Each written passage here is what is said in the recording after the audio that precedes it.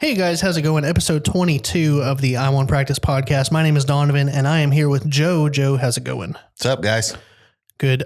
We have a special guest today, a very special guest, a guy that we have worked alongside with for a while now. We consider him a good friend, but he also is one of the best content creators on YouTube for the fishing industry.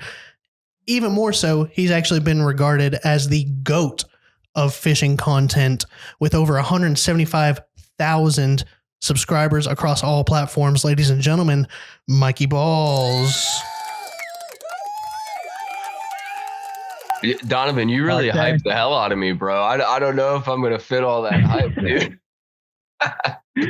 Dude, anything for Mikeybalzz. What's up, man? How are you? I'm good, man. I'm freezing, though. I think just like you guys, right? Chilly. It's cold. Yeah, we're finally in that. You know how to ice fish, right? What's that?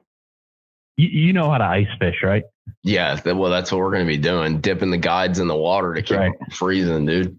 Actually, I mean, totally. I'm from Wisconsin originally. The only thing ice fishing is good for is drinking beers, dude. And it gets old really, really quick. But I will tell you this. Yeah. One of the prettiest things is sitting out in a shanty. Like we used to go crappie fishing, like in the middle of the night, it'd be like, 10 degrees. But when you walk out there, when there's a full moon, dude, with there's nothing like it. That's beautiful, but it gets old really fast. It's all lit up. Yeah. Well, we're glad to have you on, man. So today we mainly wanted to talk about you and the content you create. So obviously you do a lot of work for us. You send us a lot of videos promoting our equipment. You've got a lot of our stuff on your boat, which we appreciate.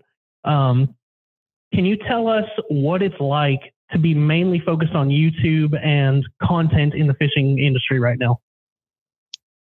It's a lot different than when I started. It's a lot more competitive. It's a lot more saturated. When I started doing this, I was kind of young and now I'm kind of old. So there's a lot of influx of young guys coming in. There's a lot more tournament trails. I know you guys have done interviews with a variety of guys, right? So you got guys from the NPFL, you got guys from Bass. So a lot of these guys are recognizing that they have to brand themselves, I guess, for lack of a better word. So you have kind of people like me who like to fish. It's fun. We're kind of nobodies, but we want to share our experience. And now there's this whole segment coming in. And I think some of them are well-meaning and they want to share their experiences, highlight tournament fishing and that. And I think some of them, though, they're doing it because they're forced to do it, right? Because they have to have a brand. They have to participate in the social media stuff. So it's a very different place than when I kind of started doing it, man. And I like it. I like change. I like things to evolve and be different. You're always kind of learning different ways to do things. I'm sort of stubborn and I'll always do things the way I want to do them, which doesn't always mean it's the most viral or perfect way, but it also kind of preserves, the enjoyment of it. I'm not out there. I love my precision sonar stuff. You guys pimp out my boat, right? But if I didn't, I wouldn't have it on the boat. So it allows you to be empowered and to kind of make some choices in that. Because one thing that a lot of guys don't know is the YouTube thing has really grown for me and it's great. And I'm so thankful, but I've always worked a regular job. I'm a marketing consultant, right? So I'm kind of always going in two different directions and scrambling. Because when I started doing this, you talk about YouTube, now guys are I'm going to be a YouTuber.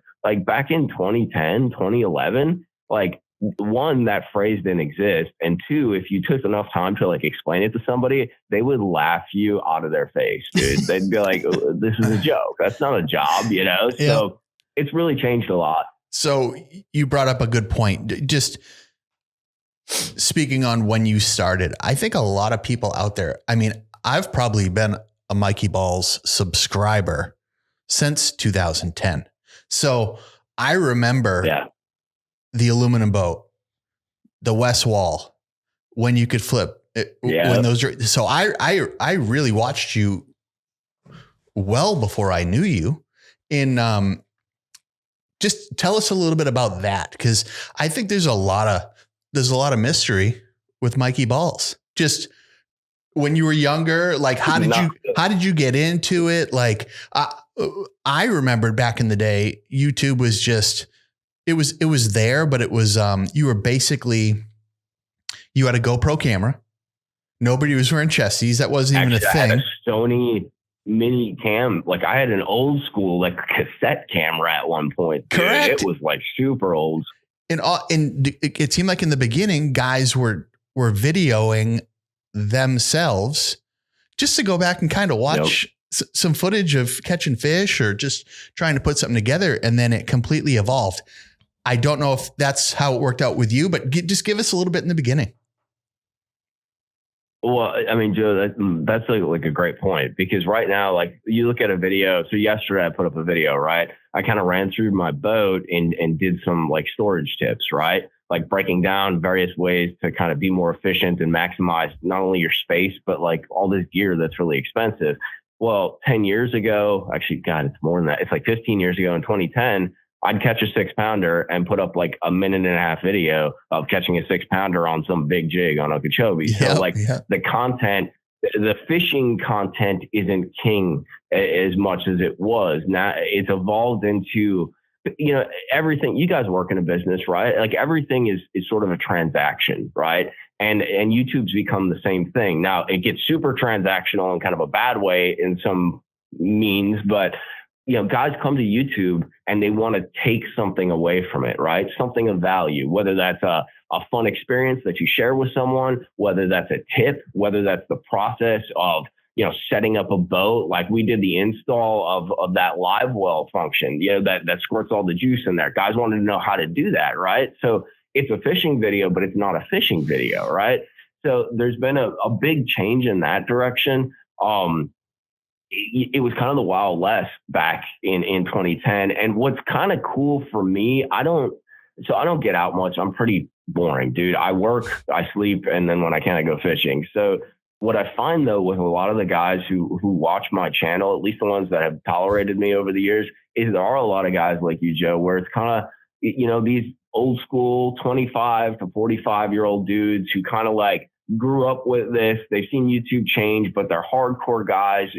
You're a tournament guy. You're more specialized. You're looking for sort of more nuanced kind of information. Sure. You'll watch a fishing video, but more granular data, right? And that seems to be what I found is my audience. It's never going to be 1 million subscribers, but it's going to be this sort of like core unit of guys who really, they're intermediate to like maybe going to like expert level. Cause that's kind of where I'm at. I'm trying to get better. I'm not the greatest, dude. Like I will get my butt whooped by dudes on Gunnersville, but I kind of push, we learn, we try, you can hang with them sometimes.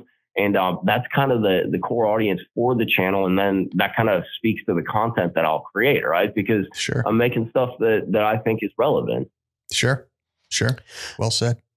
So let's talk about the culture of the internet and how it's influenced fishing. So, oh no. Yeah.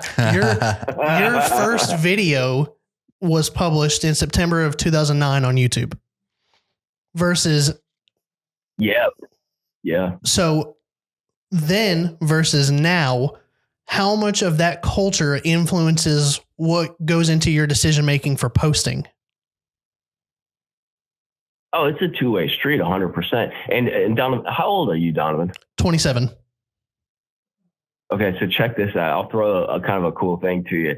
So back when I actually started posting, I used a platform called Google Video. That's what I originally posted on.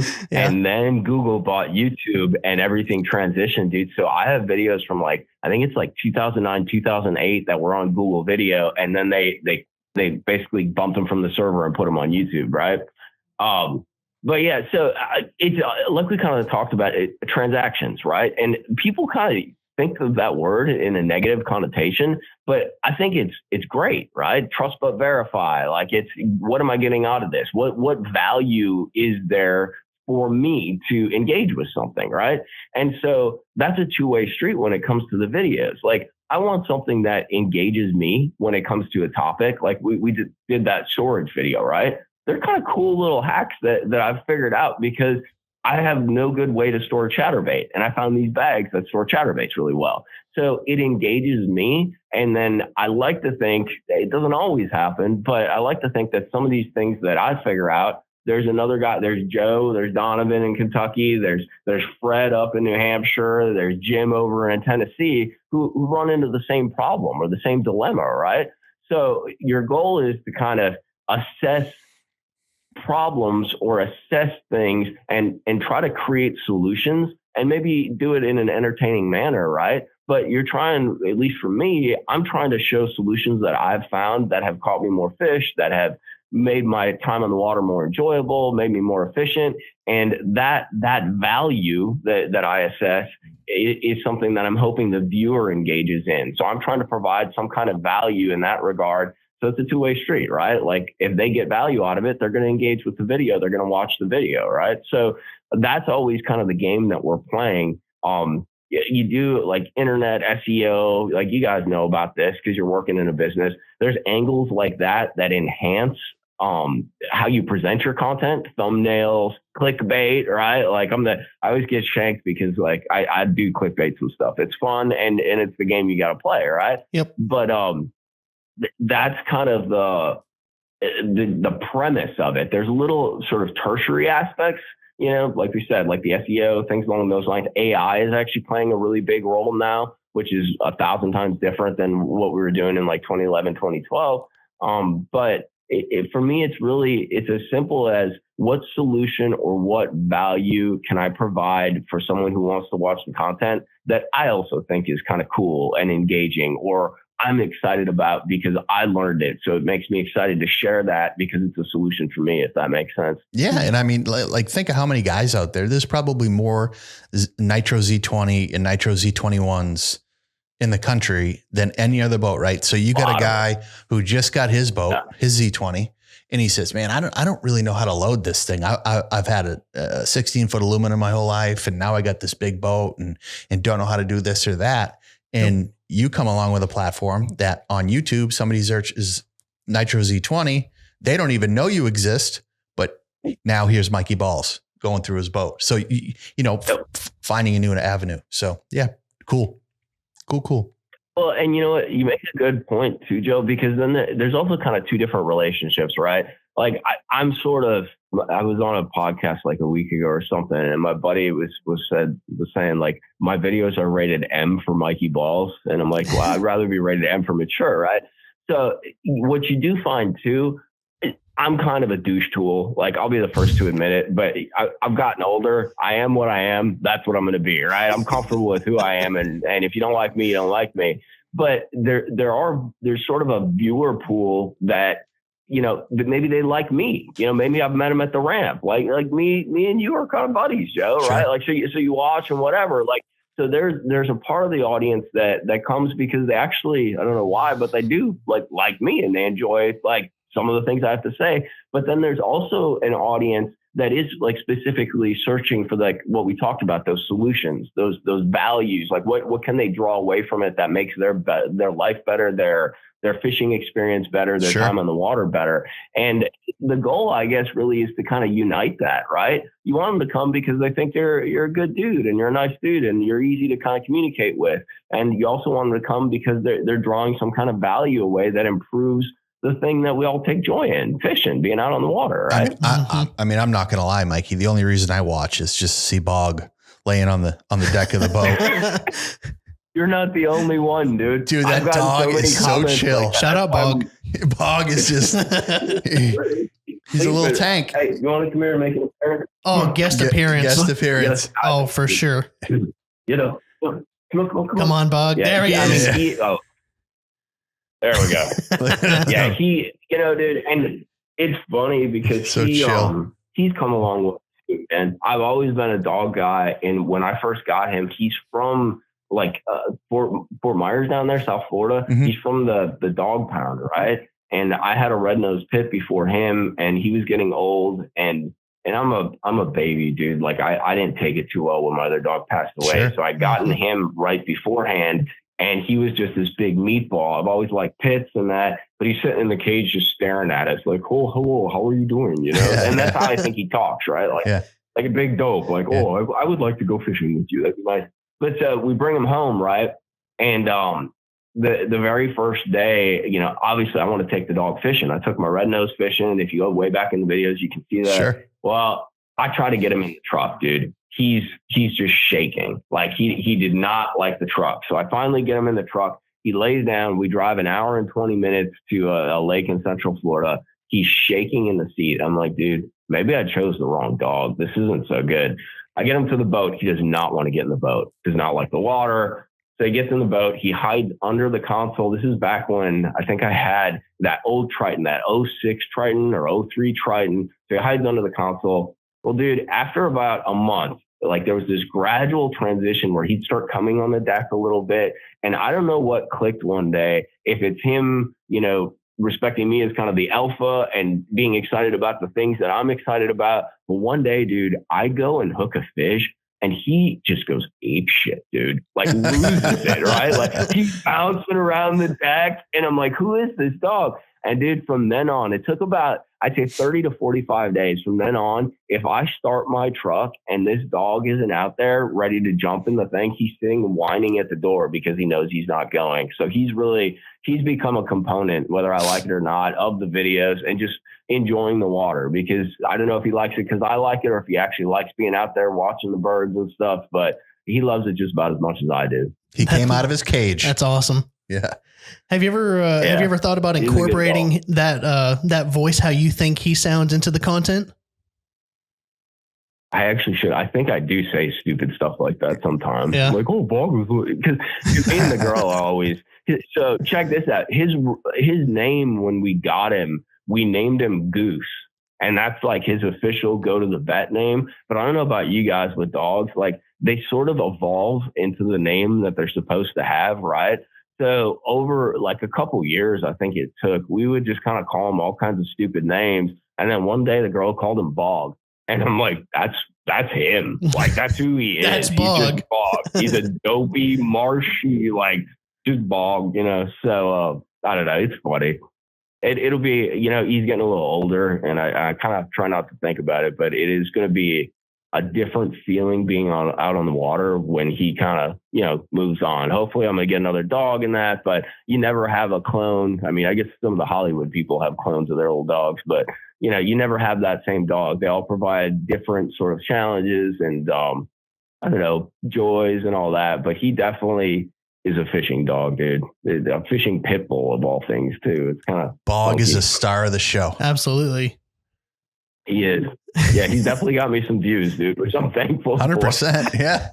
And That's awesome. Bro, he will work an audience too. He is the most non-vicious pit, like, which is good because I meet a lot of people at the boat ramps and that. But I will let him romp. Like we run the Gambler Free tournaments, you know, on Gunnersville, on Lanier. I will let him romp and he will work an audience, bro. He's just kind of one group to the next. He's kissing babies. He's freaking mingling. He does this little spinning dance. I'm like, bro, if I could do that, I'd be worth millions of dollars, bro. Working for treats. Yeah. Yeah. Bog, the Brad Pitt of the boat ramp. Actually, he doesn't even care about the treat. He likes the attention. He's an attention whore. That's no awesome. doubt. But he's great though, because he's gentle. I've never had an aggressive moment with him, and you know, I can trust him to be at a boat ramp with a toddler or with a 70-year-old man, dude. The only thing that's dangerous is he might love on them a little too much, kind of thing. So his real name is not Bog, but we call him Bog because that's what he goes by. I call him Bog. Sure, yeah. Absolutely. So on that same note, can you explain to me how you came up with Mikeybalzz? This is a legitimate question. Yeah, this one's also extremely stupid. Like, it's terrible. So a lot of things, and maybe this is the problem. I'd be a richer, more successful man if I planned more and was a little more like goal oriented. I think as I've gotten older, I have been, but a lot of the best things in my life have been very organic, right? You obviously set up infrastructure, you take certain actions and you kind of lay road work, but you don't always know what you're laying it for, right? But you do kind of, you follow your passions, you follow your interests. So, dude, we were back in high school and we'd have this one period off. It was like fifth period or something. And I was a dirtbag, right? I'd hang out with my dirtbag buddies. We're just whatever. We got into a lot of trouble and had a lot of fun. So we're sitting around and we're like, bro, we should start a rap group. That's what I'm talking about. Hell yeah, dude, let's do it. Yeah. So we're sitting there at some lunch table. You were in Wisconsin, or were you in Miami? Where were you at that point? I was in Wisconsin. Okay. I was in Wisconsin. Yeah. Dude, a bunch of white middle-class kids sitting around going like, hey, let's start a friggin' rap group, right? Just cheesing. So we all had to come up with names, dude. So I don't even remember what my other guys' names were, but we're all like, da-da-da. And I think the name of the group that we did was Mikeybalzz. So it was Mikeybalzz was the name. So then I was Mikeybalzz. And then whatever else my other boys were. So fast forward. You got a whole insane clown posse thing going on. 100%. Oh, yeah. No, we were degenerate, dude. And so this was probably like 98, right? And the internet was just arriving. So fast forward like 5 or 10 years. And I don't know about you, but you get on to like Yahoo or whatever. You get on a platform and you're like, I need an email, right? So you punch in like Mike 4792. And I'm like, this is not going to work for me. So I started finding that I could punch in Mikeybalzz on just about any platform and get an account with no added numbering, no added whatever. So I just started creating accounts. And then basically I started shooting videos. I used that platform that I had and voila. It was a complete accidental trip into the name Mikeybalzz. Have you ever considered changing it? No, I haven't, because I think I kind of, like I said, like, I think sometimes you stumble into things, whether it's right, wrong, or whatever. And you got to embrace the fact like that was the right thing to happen at that moment. And if you change it, you can always change what you do and evolve in who you are in that. But like, you got to kind of just accept things. Like, this was the right thing, the right name, the right place, the right moment, the right platform, and you embrace it, right? Absolutely. It's a killer name. It's a killer name. Yeah. It works. I don't even, when I put an order in for you, I don't even like, I'm just like, oh man. I saw that, dude. I got to think what his last name is now. Cause it's like, your name is Mikeybalzz. Like it's bizarre. That's you. You're Mikeybalzz. You've That's what I go with. Yeah. That it cracks me up. Every time. It's dumb, but it works, and it is what it is. And it's, to be honest with you, the way I wrote it out always was one word. Like, it's not like Mikey, but it's just Mikeybalzz, like all one word. So I don't know. I love it. It's your stage name. It's stupid, dude. It's so stupid.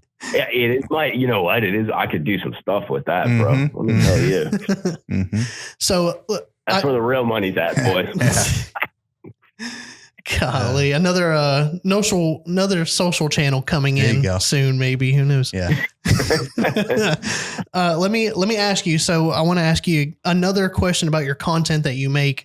So a lot of what we do here is reliant on not so much recreational fishing. It's more tournament driven. We keep up with a lot of circuits.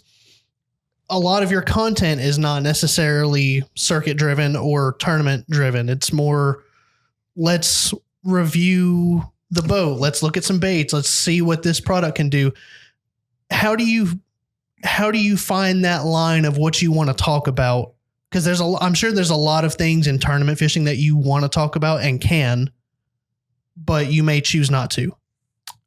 And if I can dive in real quick. I'll be honest with you, Donovan, I do. Yeah, go ahead. I was going to say, one of my favorite videos that you've ever done, and it seems simple, but it was your Gunnersville tournament recently that you had, and you flipped up a couple big ones. You had some fish off the bank. Like, I love watching that content, like, because I like to see mistakes that I make and be like, oh man, I should have done that. Oh, okay. Like, just things like that. I love it. I thought it was an awesome video. Let me clarify and define it a little bit more. Content more of, and this will get bleeped, but content along the lines of like people like who just review things. He's actually a real cool guy, man. Yeah. So one, I got to say, I met for the first time when I was actually rigging battle balls, dude. And he's actually I like him. He's a really cool guy. He's really grounded, man. So you know what, dude, I'll dabble in a little bit of that, but it comes back to a mission, right? Like you got to kind of define like, hey, what's your mission statement? You know, like what is your goal? And I'll play a little bit of politics. I have some core values that do come up that get into a little bit of like, you know, red light topics. One of them being the concept of tournament fishing impacts on fisheries, where a lot of fish are dying, right? Fish care, fish treatment. We've talked about this, Joe. Yeah. You know, like some of the products that you guys offer, I think should be like compelled to be used, because if you're going to fish a derby, if you're going to take advantage of a resource, you best be on your like best damn behavior. Sure. And treating those fish to the max like niceness that you can.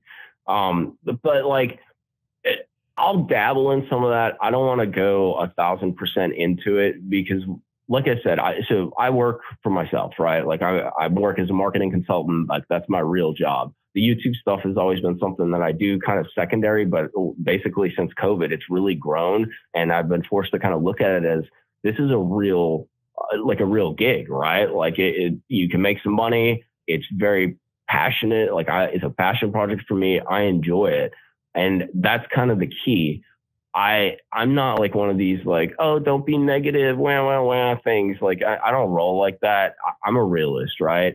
But the reality is when I'm out on the water, like I'm in the happiest place, even if I'm not catching fish. It sounds very millennial, but like that is my happy place. It's always been a place of refuge for me, of joy, of just kind of like awe, right? Like it's beautiful. There's a feeling that I get when I hook a fish or figure something out that I can't duplicate in any other activity or thing that I do. And I feel like if I go and chase some of these like clickbaity or like really red light topics and go down that route, it sort of just becomes like toxic, right? Like you need to touch on things when they're pertinent, when they're important, when they affect maybe the overall sport.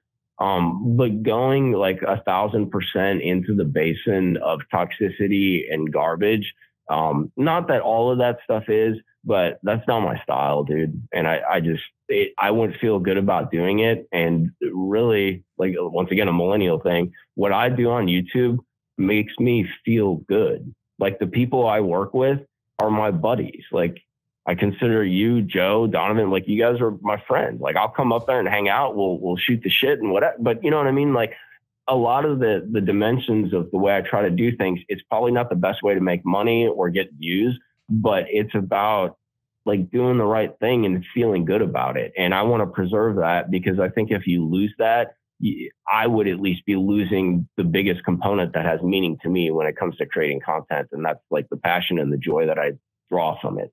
Now, that doesn't mean I won't go get in the mix on some things. And I have in the past, but that's kind of why I steer clear of some of that stuff. Sure. Yeah, that makes sense. Slippery slope for sure. Yeah. So, what's your thought? It, dude. It's a slippery slope. It is, because once you dip your toe in that pool and you're going to want people who are going to start to follow you that just want to see that sort of content. And that's exactly right. And you're not about that. So yeah, I get it. Totally. Yeah.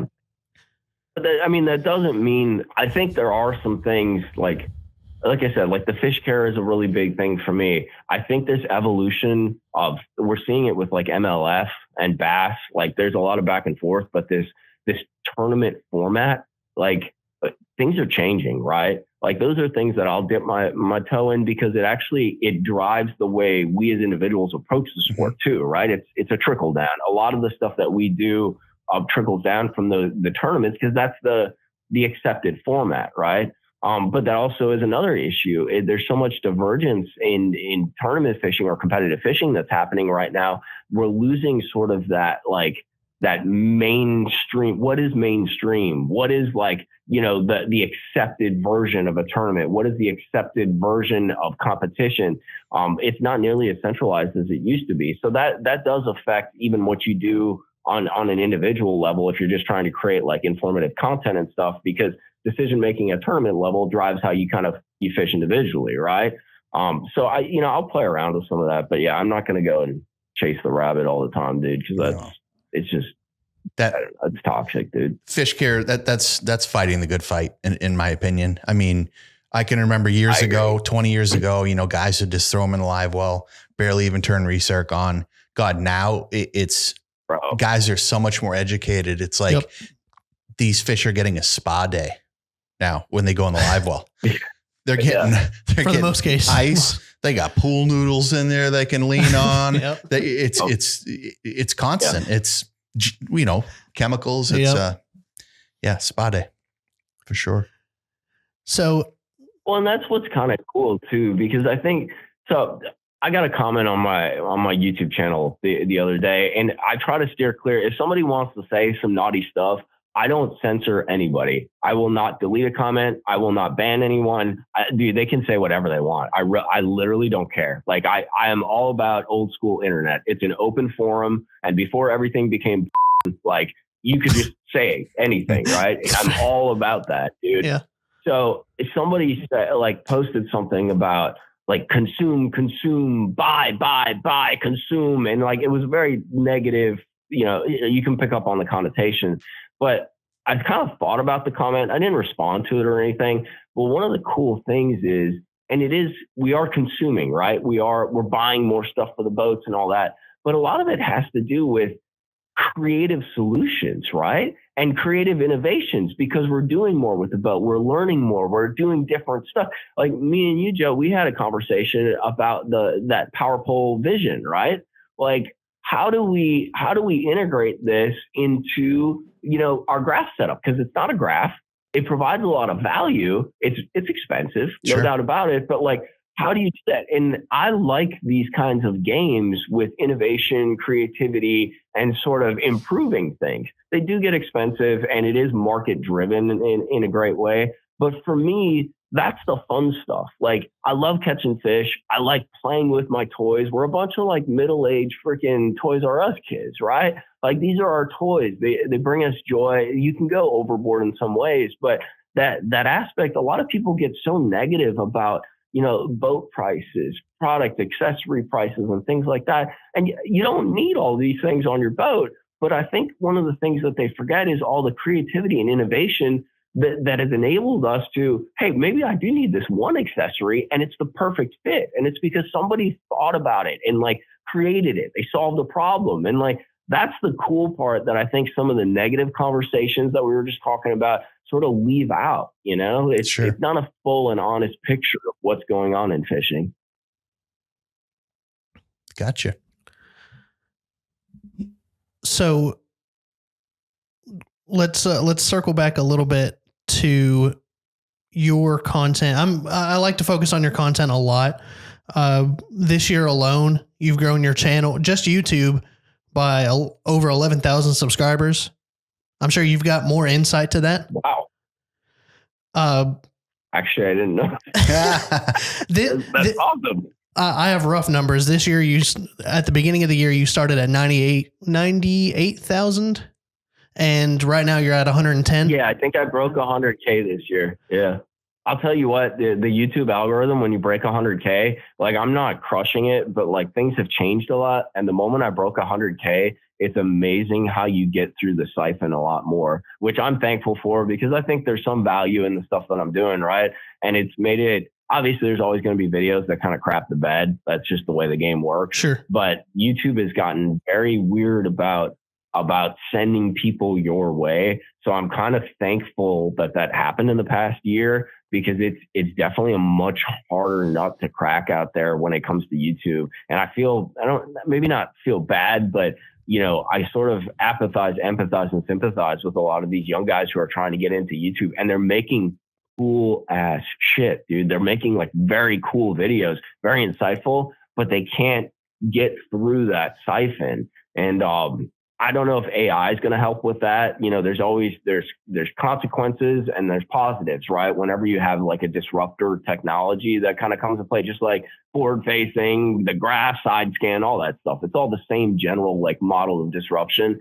But I am kind of hoping that AI, obviously I don't want it to, send me down the slope and crash my channel, but I'm hoping AI allows that YouTube algorithm to maybe be a little more value oriented, in the sense of delivering content that applies to a user or a viewer in a better way. Like obviously if they search something, they're going to find what they're looking for. Sure. But just in general, when you get on there and you look at your feed, like that analytical aspect of AI and understanding who that viewer is and what their interest points are, I'm hoping that's going to drive some of this really good content that's out there to the top a little bit more, so it gets some recognition, and some of these young guys getting in the mix can kind of grow and sort of use that as a stepping stone, but we'll see. Absolutely. I got to tell you, Mikey, I am not happy with you since you hit 100K because I'm not kidding. The commercials, the ads are so much longer now. You're a big timer. So now I got to wait longer to get through it. Seriously? You're big timing. I appreciate that. I didn't know that. Yeah. I actually had a buddy freaking text me the other day, and I didn't even put it on there. Well, I did the storage video, and it has a Bass Mafia thing. And he's like, bro, did you put this QR code on the video? And I'm like, what QR code? So Google or YouTube just embedded a QR code link to a product. And I'm like, dude, that's a really good idea. I might have to do that. But like they just embedded it onto the video, bro. I'm like, huh. Yep. You got to check your ad placements on your settings, man. They'll get you. He's the $100,000 man now. Well, but that's not true though, man. So they actually changed, if you guys want to get into the thick of it, they changed the way they do ad placement. So you can always manually place an ad on a video, but what they're doing in the past, I think they changed it about 3 or 4 months ago, maybe a little longer. There's best practices or recommended placement. And if your manual placement doesn't sync up with what they describe as a break or like a natural kind of pause or transition in the video, it won't play the ad, or it throttles the ad placement and it doesn't run as much. So YouTube's actually doing some things like it's always a push and pull, right? They do stupid stuff and then they do good stuff, but they are doing some things, I think, to deliver content more fluidly and hopefully, like I said, with the AI in a more valuable manner to the viewer. So they're getting more of what they want and what they're looking for. Absolutely. I was almost going to ask you if you could give yourself ideas or tips on how to grow better on YouTube now versus when you started, but that almost seems like an inappropriate question because the landscape has changed so much. And it's almost impossible to grow the exact same way. So I think a better question is, what tips would you give yourself 5 years ago versus now? Well, one thing, and this is me being stubborn and old manny, is one thing I wasn't a huge fan of at first was the vlog style videos that like Guggen Squad did, right? Yep. And those guys, whether you like them or not, that they were hugely innovative. Once again, an example of a disruptor, right? And I was still putting out like little short clips of fish stuff. A lot of times I was actually using my YouTube stuff as a fishing log, right? Like I'd put the bait, the dates, maybe the time of year kind of thing. And so I was more, I guess, linear or logistical with it. And also like, I don't feel like super important, right? Like you have to have a little bit of an ego to go out there and be like, I'm down here doing this, As I kind of like grew though, like the fact is, if you're not changing, if you're not growing, you're dying, right? So you need to be open to things that don't always make you comfortable. And really, originally, that's what I did on YouTube. Like I'd bring bring a camera to a tournament. And like I said, like back then in 2010, 2011, like these old men would laugh at me, dude. No bullshit. Like they would literally just like laugh. They point, and it seems so counterintuitive now because like now you talk to every like teenage kid and they want to be on YouTube. They want to create content, like it's a goal. It's like a legitimate thing. But always sort of being willing to get outside your comfort zone. I think that's something that's important. Obviously, you don't want to get like hugely inappropriate or do dangerous things along those lines, but really from a framework standpoint, like don't be afraid to like try a different format. Like what are you doing? What's your template? A lot of the videos that I shoot have a general template and I'll kind of do variations. Every once in a while, I'll be like, dude, let's throw this out the window and try to do something completely different. Let's see if it hits. And see if it perhaps is better. Yeah, dude. So I think that's really important from a growth standpoint because there's always going to be innovation. And one thing that's so funny is a lot of times innovation is, dude, it's right in front of you, staring you in the face. Like that concept in the vlog, right? It was so obvious looking back. But when those guys started doing that, it didn't compute. It didn't make sense, you know? Even like now, like I do a lot of informational videos. I love diving deep into various topics, you know, seasonal topics and things like that. Dude, that's what are guys looking for in October? How to set up an A-rig, how to throw a spook, you know, to catch those fall transition fish kind of deal. And dude, like I wasn't doing that, you know, and it's very straightforward. So a lot of times the things that lead to growth, they're really obvious and they're right in front of you, but it's not obvious until you like arrive at it. You know, it seems so stupid, but innovation is oftentimes a very simple process, and it comes back to solving a problem, you know, and appealing to an audience that doesn't feel like they're being spoken to, addressed or conversed with. And I think actually that's a bigger point. That's where like the YouTube thing, where I've been successful. Like I treat people with politeness and common decency. I don't care if they're in a John boat. I don't care if they're on a jet ski. I don't care if they got a Barbie pole or a freaking, you know, a $700 rod with a $600. Like, I don't care. As long as they're like respectful and polite to me, they're going to get that same treatment. And I really do think there was an audience out there that felt left out, dude. Like guys who are, maybe they're tournament weekend anglers. Maybe they're guys who just like to fish. No one was like talking to them on their level. And that's all I was. Like, I like to go fish. It's fun. Like, I want to learn.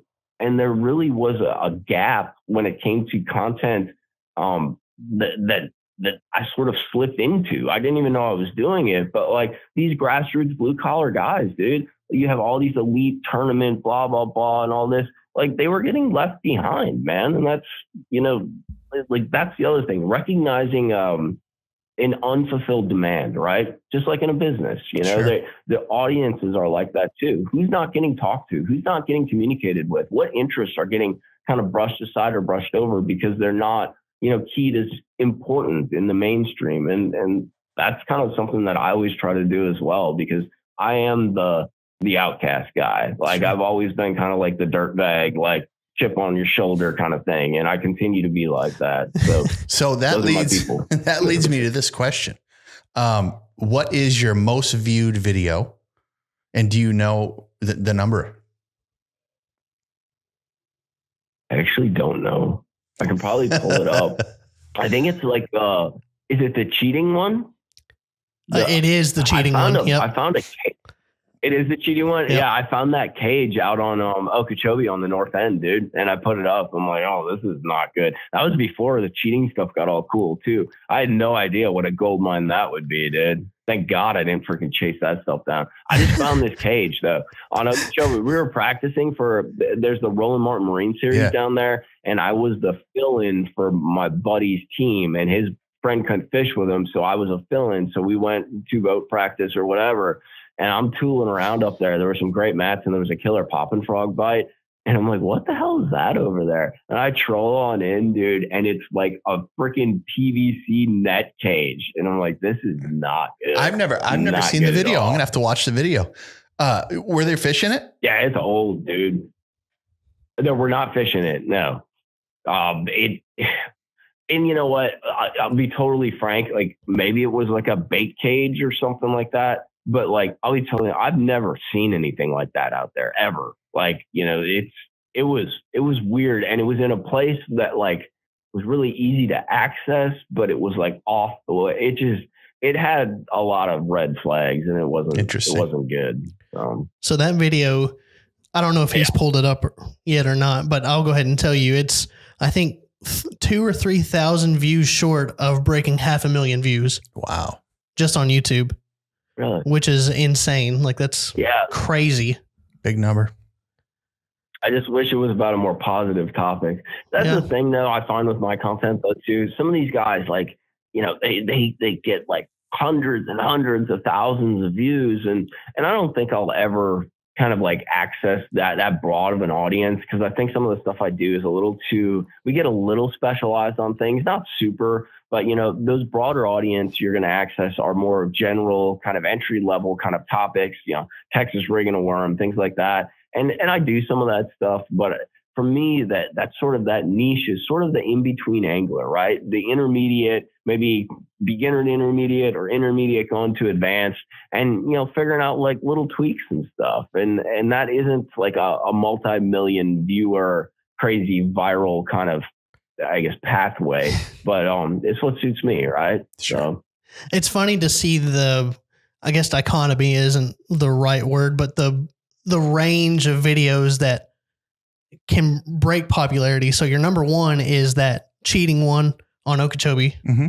The second one is one you did 7 months ago about type of bait. I forget. I'm sure we could pull it up. But the third one is how to tie a knot. Oh, the sneak rig. The sneak rig, yep.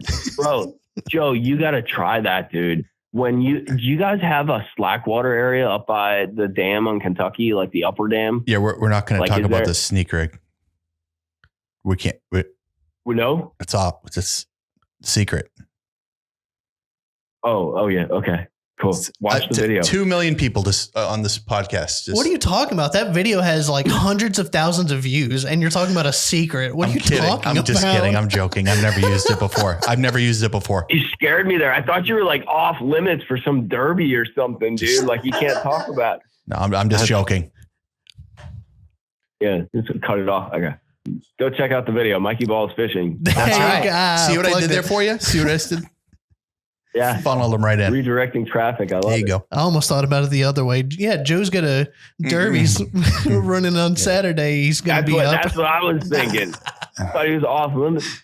Well, and that's the thing. All those stupid rules. I know. Dude, I got a good buddy down here. Do you guys know Jacob Wall? Yeah. Fishes the MLF, the VPT. Yes. Yeah. He's a really good buddy of mine. I swear to God, we have a friendship that works like this. We're able to talk for like a month and a half, 2 months of the year. Get on the phone. Hey, how you doing, Jacob? Blah, blah. Then the tournament schedule comes out. They put Gunnersville on it. And then I can't talk to him for like 10 months, right? Then they finally fish the Derby. I can talk to him for a few months. Then the next year's schedule comes out. Bro, it destroys relationships, bro. Like it's insane. It's a fact. Mm. And they're hammering down on it. This last year, I mean, even the last few months, they've been hammering down on it, both sides, Bassmaster and MLF. So it's interesting the turn that'll take on the competition side of our industry. But shouldn't be that hard. It is. Yeah. It's crazy. And you know what, dude? And that's the other thing is like when we start talking about that, Donovan, you mentioned like my content sort of like it kisses tournament fishing, but then kind of, swoops away.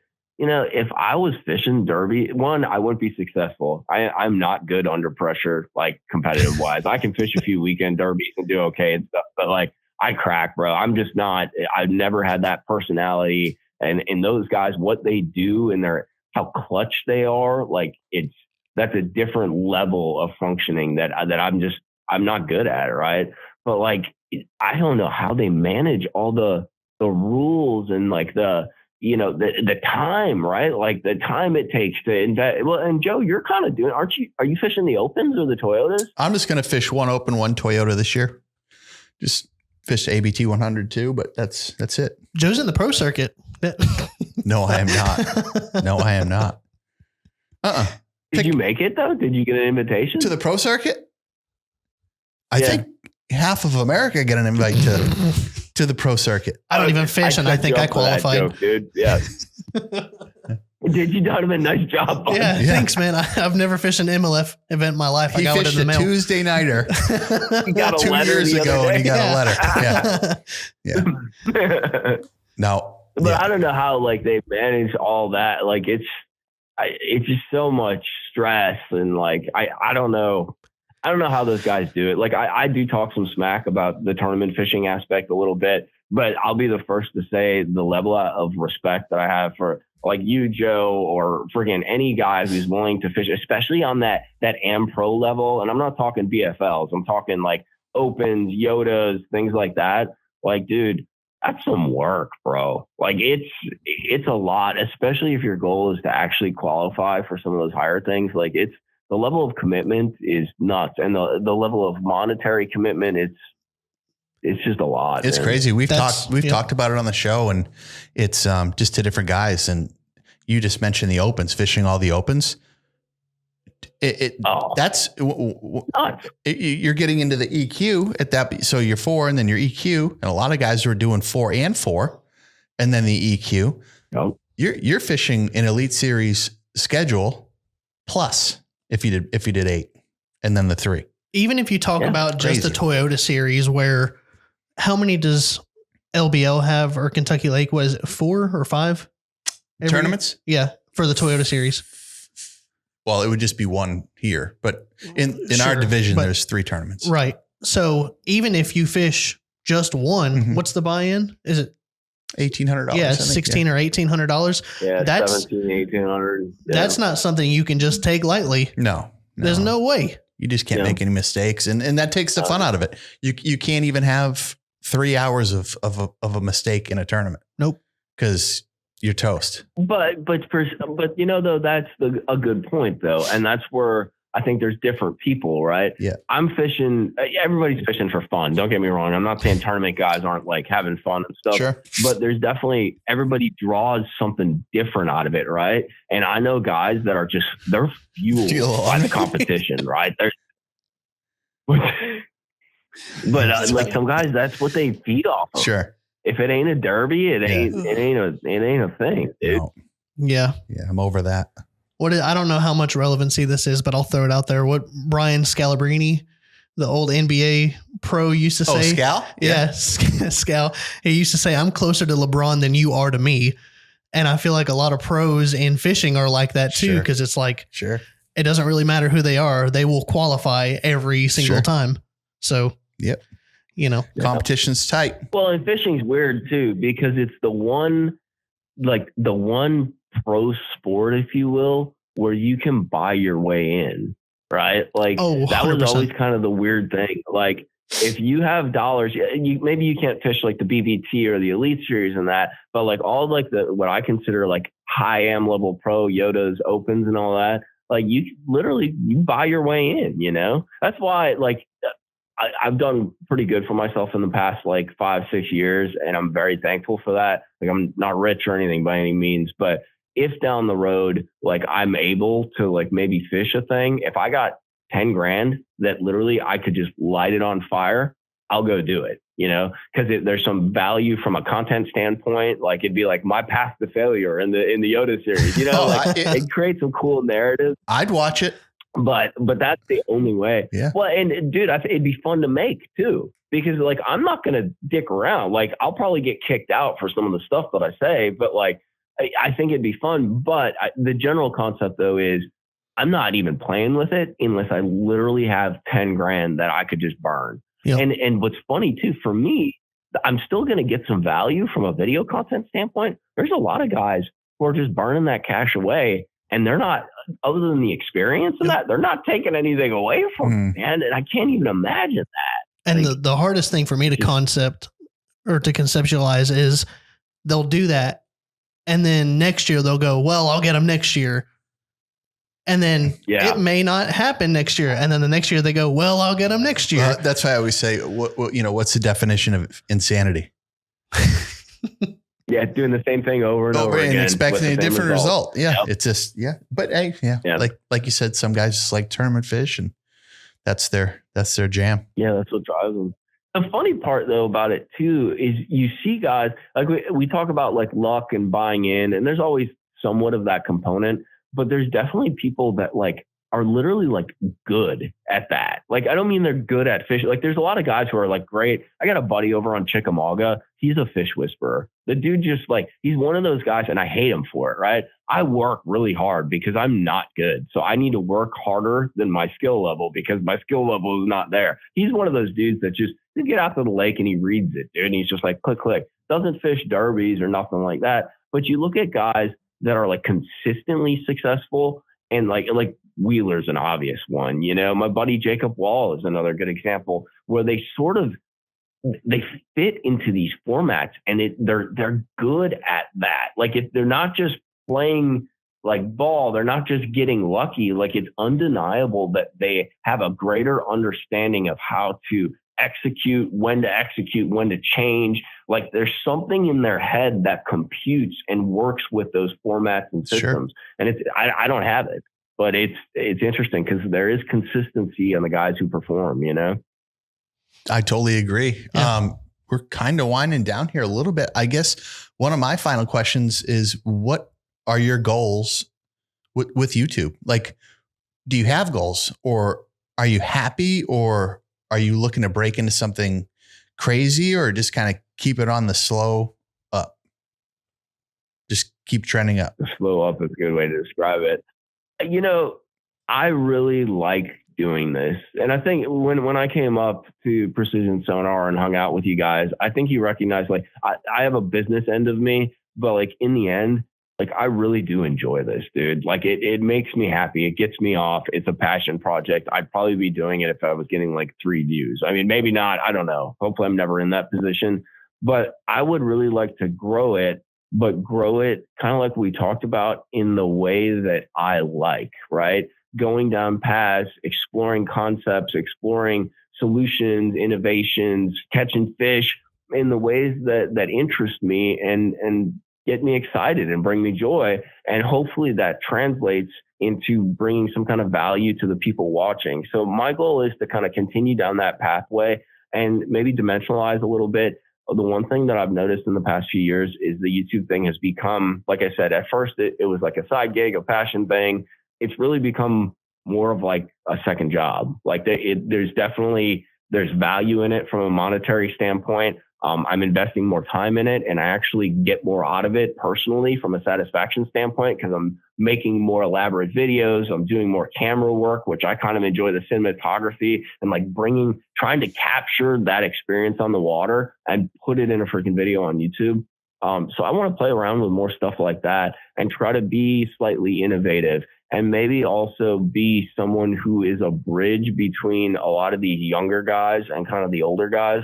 Because I think, like me and you, Joe, that's kind of the framework we're in. Sure. You know, like we got like the traditional, we read the Bassmaster magazine in print, you know, but now we're decent with forward facing, you know, we're able to kind of use some of these technologies.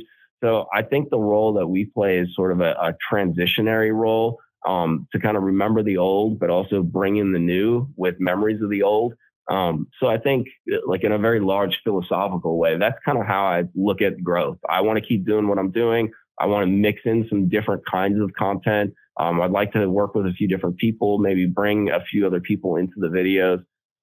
But I just, you know, I set up some basic goals and then I let sort of the organic, dynamic nature of life and fishing sort of drive what the outcome is. Gotcha. Well said. Yeah, that's really well said. I think my last question was, do you think LiveScope should be banned from tournaments? No, don't answer that. Don't. Oh, dude, listen, I will take all the flack. Like all that crying and all that. I don't like, no, like play with it. It's just like the A rig. And I mean, you remember that, Joe, like, dude, there was 2 years when if you didn't have a rig on every month of the year, like you weren't catching fish, you weren't winning. And look at where we're at now. Like it doesn't work like that, you know? So I think one of the things too, that's interesting with the whole LiveScope argument, is there's still situations when you can go fish traditionally, right? And you're going to see that more and more because certain groups of fish, certain fish behaviors are being neglected and not taken advantage of because there is such a push with the LiveScope. But one of the cool things is, like I said, I'm not super great at fishing. I've learned a lot. I'm definitely better than I was 2, 3, 4 years ago. But one of the things that I see is fishing is becoming a lot more about how to catch them instead of locate them. You still have to have some general ideas on seasonal movements and that.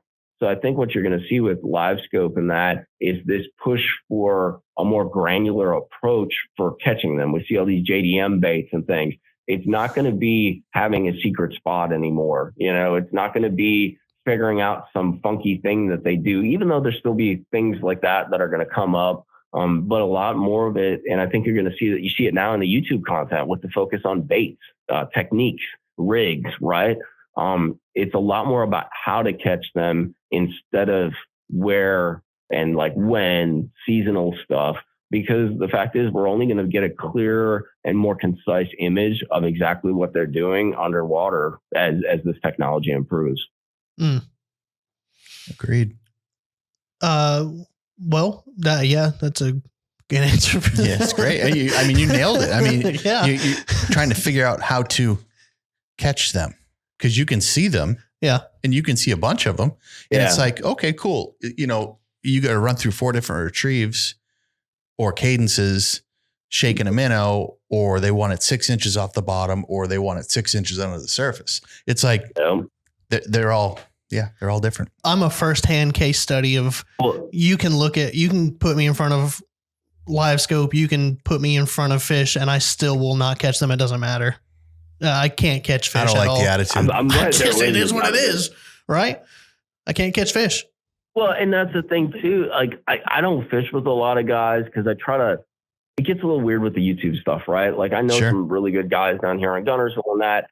I always try to be very open with guys. Like if they want to come out fishing, I'm like, hey, so number one, this is going to be in a video.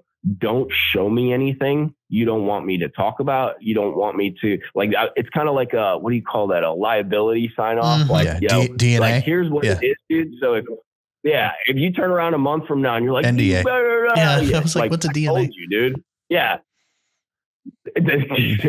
But I did with the guys that I've been out, some of the younger guys, their level of malleability and flexibility with like baits and stuff. Like, dude, they're not like we used to, change a bait or two, let's say like 3 or 4 times a day, 4 or 5 times. Bro, these kids they'll either have 37 rods that are all slight variations of the same thing, but they're all just slightly different, or they're not afraid to like literally just stop fishing, tie something on, chain. Like they change and adapt and evolve and just throw things at the wall to see if they'll work. And I think it makes some of the older guys a little angry because, and I'm the first to admit, like I get a little stubborn. I want to throw a stick bait and drag it in the grass during the spring, but like that might not be the best way to do it. And these kids are just like, let me try that. And the amount of information that they have, bro, like I wish that was one of the reasons I started doing the videos, bro. Like every Bassmaster magazine was about a Highland reservoir and how the shad would move. And I'm up in Wisconsin going, what's a shad? Dude, we don't have shad. I'm in New Hampshire. I'm like, what shad? Yeah. What? Like seasonal movements of shad. Yeah.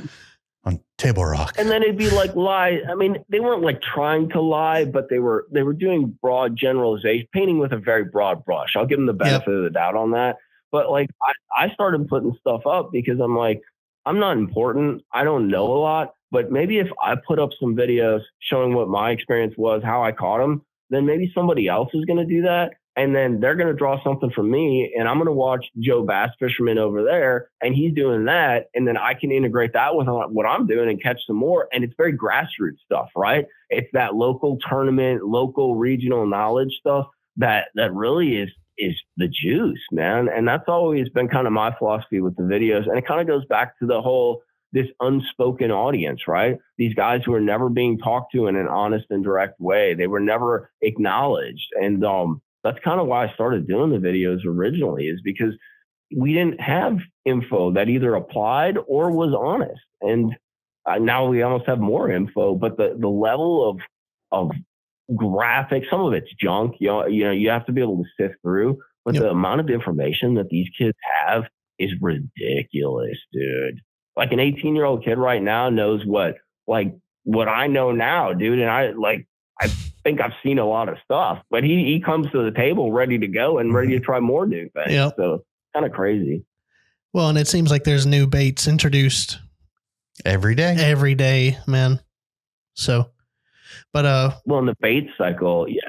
Like, have you guys noticed how the sales cycle on a bait, it used to be like 2 years, 3 years, right? Now it's like 6 months. Yeah. Half a year to a year, if that. And then it just times out and something new is around or they stop biting it. It's just, that whole cycle is a lot faster. Well, and you said it. I mean, the information's out there. If somebody sees me catch one on a Judy fish hideout and next thing you know, it's on a video and 1,000 people see that video. Well, that's that's 1,000 more people that didn't know about it. And information travels so fast. Yep. So, yeah. Yeah, dude. Because of that 1,000, there's like 10 guys with another YouTube channel or Instagram. Then they go out and they catch them and they blast it out. And like all of a sudden it's the national, like the sack, dude. I mean, what did it take the old Sakamoto? Like 6 months, 3 months, dude, from what was that, June-ish or something, or May of like 2-3 years ago? It just exploded. Yeah. I would have to say it was... it was 2023. It was 23. It was on Champlain. It was Kenta. I can't remember who. I think it was Vegeta. I can't remember, but yeah, he was on live and he was, Yep. Hiding the bait and doing that whole thing. And, and then next thing, it was like after that happened, that's where the sock came. Like it was crazy. Yep. And if you look at that tournament, he caught about 4 out of every 5 fish he cast at. Now guys are casting at 20 fish and catching 1. So the fish know. Yeah. Yep. They know. Oh, they know. And they know they're getting pinged too. Yep. Uh-huh. That's the other thing. Like and that's where like things will naturally kind of evolve out, so it's interesting. And that's what's cool too, because then, it leads to various innovations in what you guys are doing. You make these little changes. One thing that I think about, like on the boat I got now, I got that double mount, right? So like 2 years ago, you guys went and angled it ever so slightly, like little sort of changes that just make you a little more efficient in that. And all of a sudden I have like a gamer setup instead of it being flat, dude. And like it's across the board, like all these cool little tweaks and innovations, they just add a little bit more efficiency, a little bit more potential to catching some more fish. And we are crazy, eccentric people, and we feed off that and That's live a fact. off of it. That's dude. a fact. And you got to admit the bend in the console mounts looks better too versus the flat bar, in my opinion. But so I'm actually sitting, my office is right here. I have 3 monitors set up and they're all curved and they're all angled, dude. So it makes me feel right at home, like from a gaming setup or an editing setup. Like, and I think what's kind of interesting in that regard too, and I probably shouldn't say it, but I know you guys are looking at it. A lot of the technology stuff is going to, like, you can look at what we're doing with computers and integrate it into the mounts or into the way that you guys are like shaping and forming things. Like it's all kind of linked when it comes to this technology stuff. So it's going to be pretty cool. On that note, is there anything really super cool coming out that I should know about that needs to go on Battle Balls? We have some stuff cooking. Yeah. But Joseph has to play with it a little bit first. Do a little testing. I want to be the first to know, because my boat hasn't even gotten wet yet, bro. It's just sitting out there in 37 degrees going, hey, are you going to use me? Yeah, man. I got sick and I had the surgery. And, well, I'll go out there in the cold. I love it in the cold, dude, because it keeps most of the guys out. Like, I love friggin' fishing the cold. Do you guys fish Kentucky Lake all year round? Yeah. Yeah. We have a new winter series that just came out. It's a little colder up there. It is. So it's about 6 to 8 degrees cooler here than Alabama, where you're at. Yeah. Yep. It's very exact. It's like 37 degrees right now. Dude, I'm a fisherman. I'm going to say, whatever. You're like, what time are you going to be here? And I'll be like, 3:14. Like, I'm not going to say 3:15. You're so full of it, man. What are we talking about?